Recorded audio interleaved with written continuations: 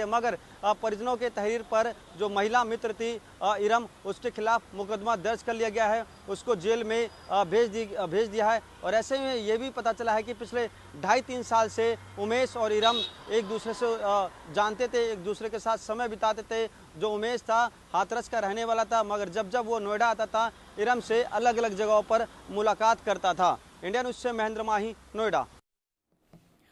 इस खबर को लेकर महेंद्र माही, इंडिया न्यूज संवाददाता, मेरे साथ में जुड़ गए हैं लाइव। महेंद्र, आपकी रिपोर्ट हमने देखी, साथ ही साथ जो खबरें अभी निकलकर सामने आ रही हैं कि कैसे पैसे का दबाव था, शादी का दबाव था, पुलिस की जांच में अब तक क्या सामने आया है, सच क्या है, और क्या वो जो एक और साथी था पकड़ा गया क्या?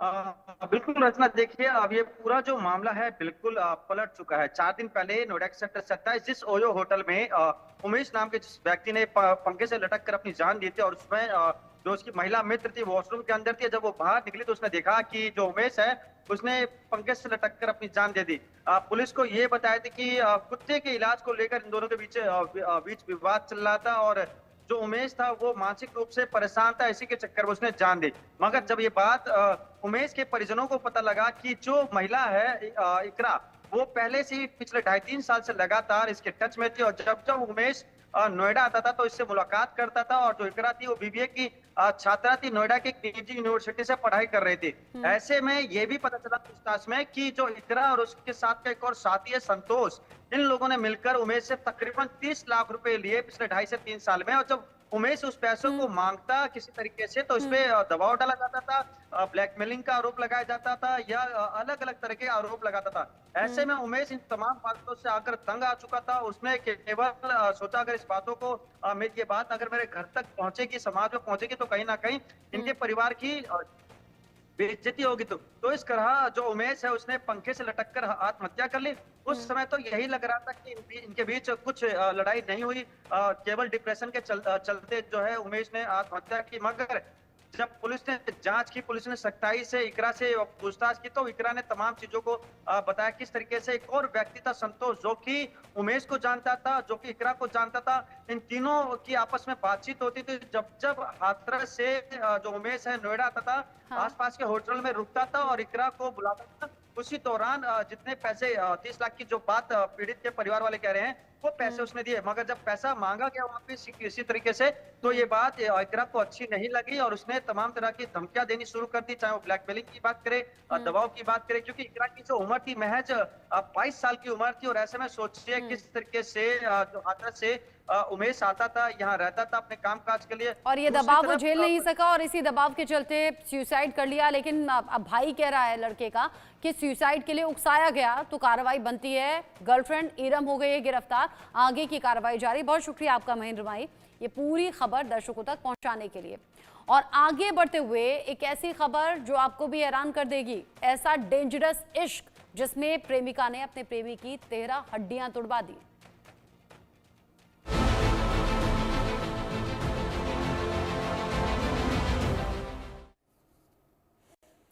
हरियाणा के फरीदाबाद जिले में बहुत हैरान करने वाली घटना सामने आई है। यहां पर एक लड़की ने शादी से मना करने पर अपने बॉयफ्रेंड की जमकर पिटाई करवा दी।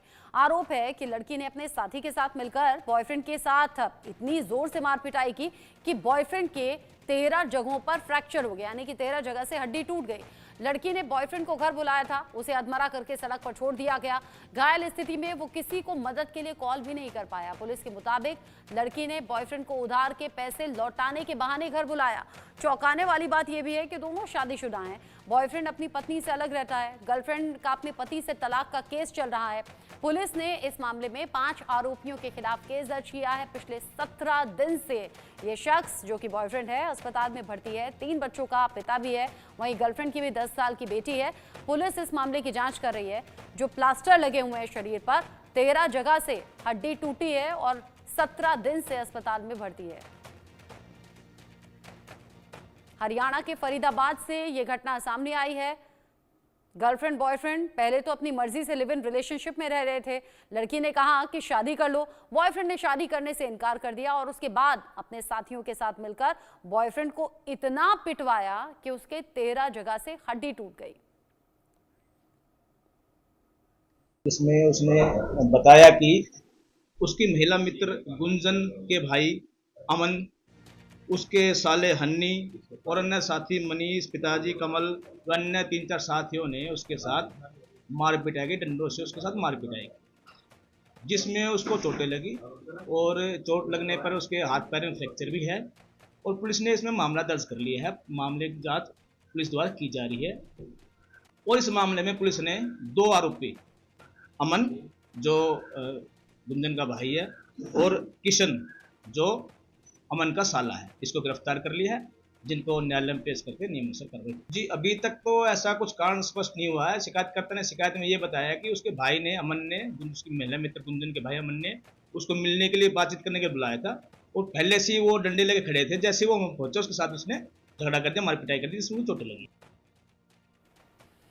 इस खबर को लेकर इंडिया न्यूज संवाददाता देवेंद्र मेरे साथ में जुड़ गए हैं लाइव। देवेंद्र, ये बड़ा हैरान करने वाला मामला, पहले मोहब्बत इतनी कि शादी की जिद कर ली गर्लफ्रेंड ने और जब शादी से इनकार कर दिया तो इतनी बुरी तरह से पिटाई करवा दी कि 13 जगह से हड्डी टूट गई।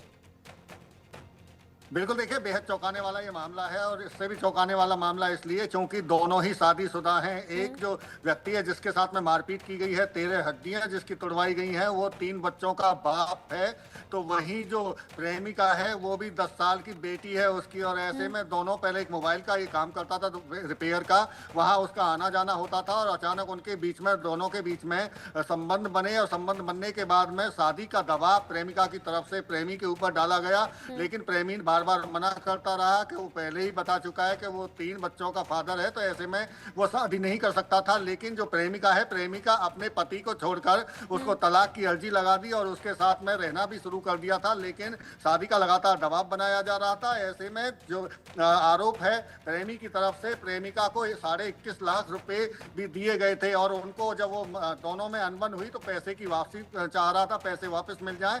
और इसी को लेकर पहले अपने घर प्रेमिका ने बुलाया उसको और उसके साथ में उसके माँ बाप ने मारपीट की। लेकिन उसके बाद में फिर उसके भाइयों ने एक बार फिर दोबारा से बुलाया कि आप अपने पैसे ले जाइए। और पैसे लेने के लिए जब वो वहाँ पहुँचा तो घर पहुँचने से पहले ही उसके भाइयों ने और उसके कुछ साथियों ने उसके साथ में मारपीट की और मारपीट भी इतनी बुरी तरह से कि उसके हाथ और पैरों की हड्डियाँ टूट गई। 13 जगह पर फ्रैक्चर आया है। पिछले लगातार 17 दिन से हॉस्पिटल में प्रेमी एडमिट है और ऐसे में अब पुलिस की तरफ से मामला दर्ज किया गया और 2, एक तो प्रेमिका का जो भाई है और एक उसका साला, 2 आरोपियों को गिरफ्तार कर लिया गया है। और इसके साथ साथ में जो अन्य हैं उनको भी अब जल्द पुलिस गिरफ्तार करने का दावा कर रही है। जी, आप कह रहे हैं कि यहाँ एक्शन की बात कही जा रही है, गिरफ्तारी की बात कही जा रही है। वो जो महिला है जो 10 साल की बेटी की माँ है और शादी करना चाहती थी इस आदमी से, वो है कहाँ अभी?